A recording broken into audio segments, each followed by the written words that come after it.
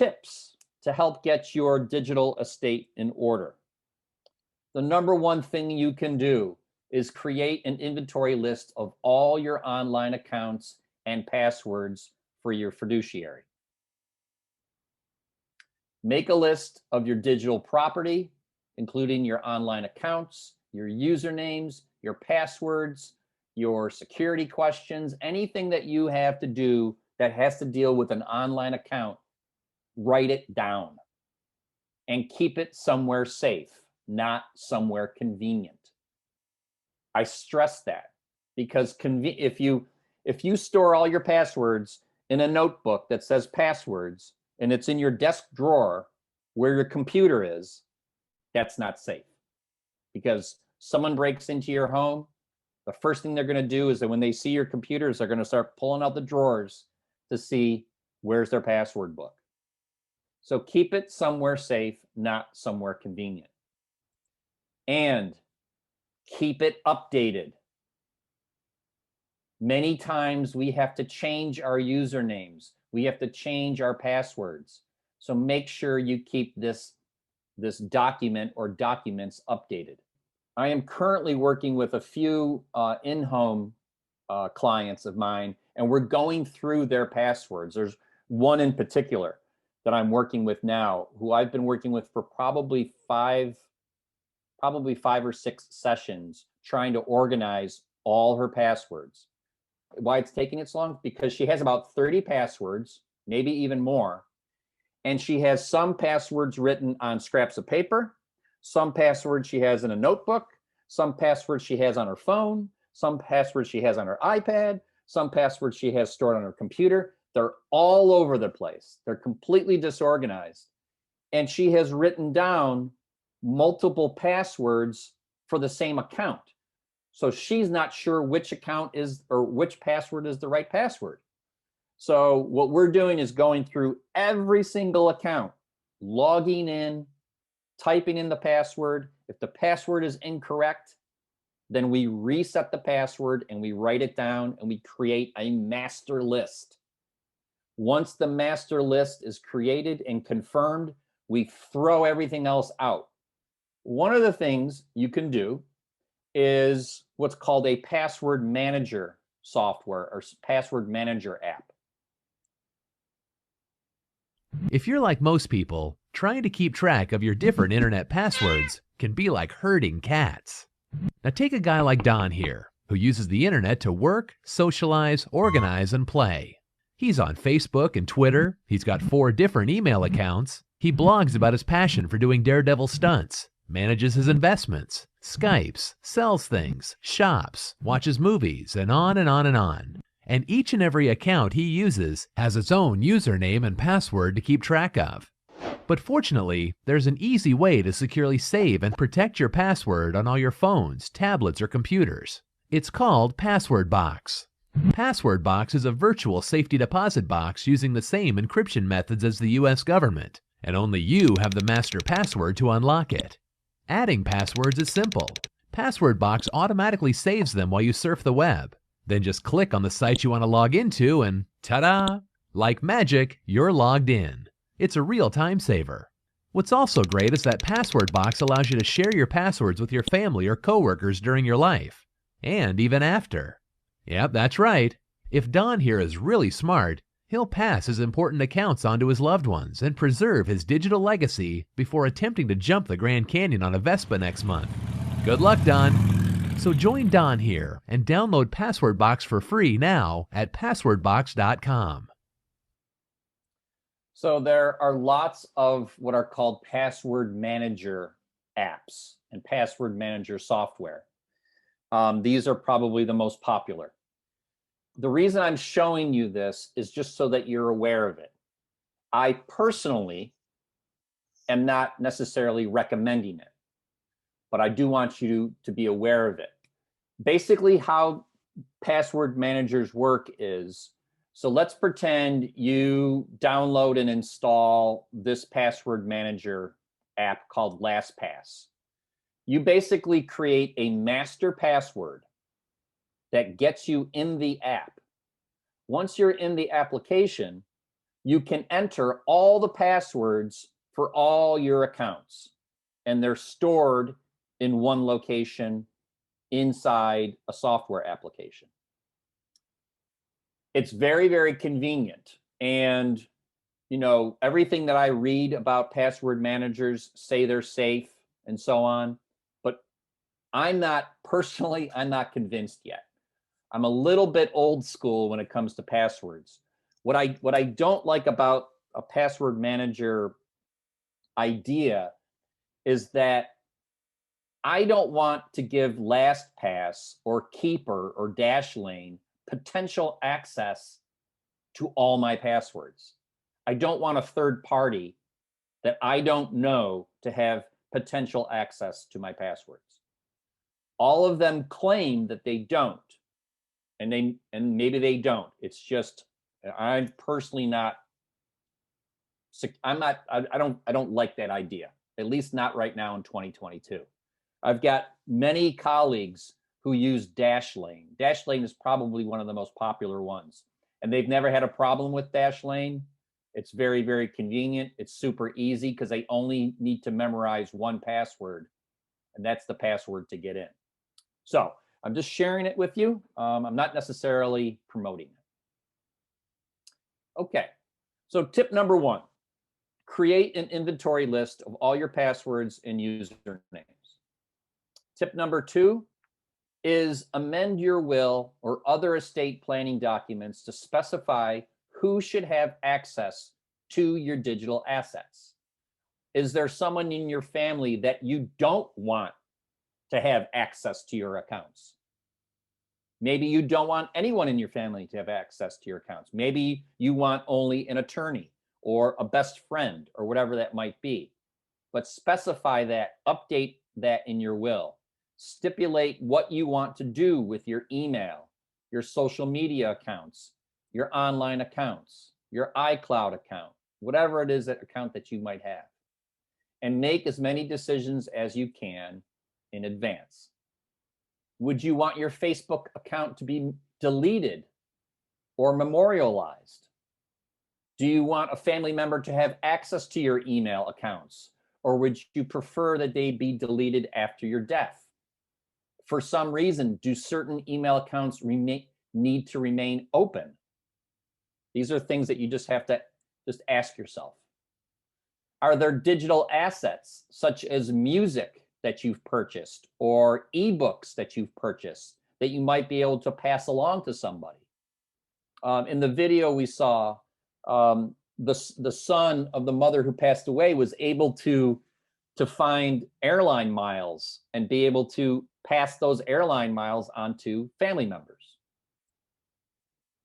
If you make your choices before death and describe your wishes in your will, then you have a better chance of making sure your digital assets are handled exactly the way you want them to be. So I'm just going to share a little personal note about these particular topics. My mom has given what I consider one of the great gifts that she has given me and my siblings. She has planned her funeral completely. Headstone purchased, in the ground, waiting for the final date to be added. Her funeral is paid for. Flowers, what flowers she wants has been determined. What songs she wants played at her funeral has been determined. I helped my mom write her obituary so that she wrote what she wants to say in her obituary, as opposed to leaving it up to me or my siblings to try to figure out what we want to say. The fact that my mom has taken care of all this for us has relieved so much stress, because the day she dies is going to be awful, and we are going to be in mourning. And the last thing that we want to have to do is think about what mom would have wanted. Everything is written down. And I say this is a great gift because none of us have to worry about it. We never have to guess what she wanted. So I stress to you, not only, if you don't have a will, create a will. If you're plan your funeral arrangements while you still can. Add these types of things in terms of your digital assets to your will to designate who you want to have what. I'll also say that it doesn't even have to do with your death. Okay, if you're incapacitated, if you're in the hospital for some reason, and someone needs to take care of your accounts, has to pay your bills online, they need to have access to your passwords. A perfect example happened to my cousin. My aunt was hospitalized for months. He did not have any access to any of her online accounts to pay any bills or anything like that because she hadn't written down any of her passwords, or at least he couldn't find them anywhere. And she was incapacitated. She couldn't tell him. So if anything, just do it and be able to pass this information on to someone that you trust. Tip number 3, the one thing that none of us do, which is read the terms of service. Read the privacy policy and terms of service agreement for each online account that you're about to join. More and more online companies have specific policies regarding the account of a deceased user. None of us read the terms of service because they're 40 pages long and they're this tiny type. So none of us are going to do it. But if you want to find out specifically your rights in terms of your account upon your death, it's going to be in those terms. In many cases, you can designate a person to be your legacy contact upon your death. So if something happens to you, whether you die or whether you're incapacitated, you can set up somebody, you can designate another person to manage that account for you. And you can do it legally now. So companies like Google and Amazon and PayPal and Facebook and AOL, all these companies have all instituted policies around a deceased user's account. And it all started with Facebook and that video that I shared with you in the very beginning of Jesse Berlin's dad. That was the catalyst. So for example, Google has a policy, and if any of you have a Gmail account, if you have a Gmail account, that means you have a Google account. So what you can do is you can set up in your Google account what's called an inactive account manager. And what you can do is you can set it up so that if your account has not been if you have not accessed your account in a certain period of time, let's say 3 months, another person can be contacted on your behalf to see if everything's okay. So basically, if I set mine up for 6 months, if I don't do anything with my Gmail account for 6 months, my sister will get an email basically from Google saying, hey, is everything okay with Daniel? We noticed he hasn't been online.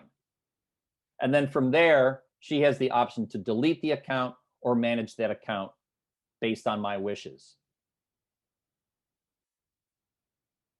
With Google, you can submit a request regarding a deceased user's account. With Facebook, you can have your Facebook account memorialized upon your death, or you can have it deleted upon your death. But all these things have to be set up ahead of time. What does it mean to have a Facebook account memorialized?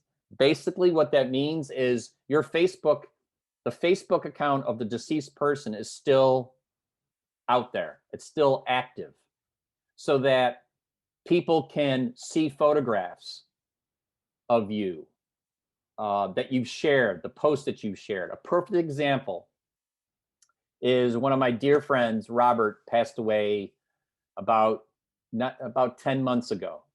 His Facebook account is still active. So I can go to his Facebook account and I can kind of reminisce and go through the photos that he has shared. And I think it's a really wonderful way to help in the mourning process. Some people don't want that. Some people say, you know what, when I'm gone, I want everything deleted, and that's perfectly fine. But state what your wishes are so that all of this is determined ahead of time. As a Facebook user, you can also have a special request for a deceased person's account as well. So if someone dies that I'm not in charge of, I can at least request access to that deceased person. But I'm going to have a lot of proof. I'm going to have to prove who I am, that the person is deceased, and what is my relationship to that person. Microsoft has also created a similar process. And this, I was in a Microsoft community chat room not too long ago, and this person posed the question to Microsoft. My family member died recently / is in a coma. What do I need to do to access their Microsoft account? Microsoft has instituted what's called a next of kin process to be able to access that person's Microsoft account. Many times, I would say just about in all these cases, if you have not set up or designated someone ahead of time, then the person trying to access your account has to have proof. They might have to provide a death certificate to that company for that account, or a government issued ID. They may have to prove their relationship with the deceased user. They might have to provide a public obituary as well for proof that the person is deceased. So the more you can do ahead of time, the better. You can rest at night knowing that all of this is taken care of.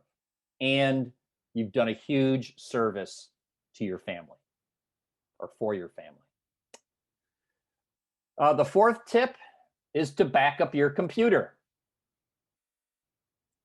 Make sure your computer is continuously backed up using an external hard drive for storage, or use an online service to securely back up your computer files.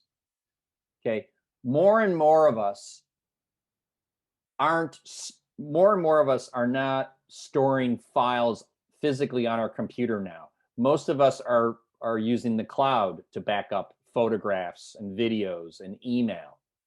But if you do have files stored on your computer, make sure that those are backed up. And you want to make sure that you have an external hard drive plugged into your computer so that it's constantly being backed up. So for example, I have one of these, it's just called an external hard drive. I have one of these plugged into the back of my computer. It backs up everything on my computer every hour on the hour. And it only backs up what has changed in that hour. Now, I have a ton of stuff on my computer. So I need one of these, but you may not have a lot of stuff on your computer. So a flash drive, or some people call it a flash drive, a thumb drive, a USB drive.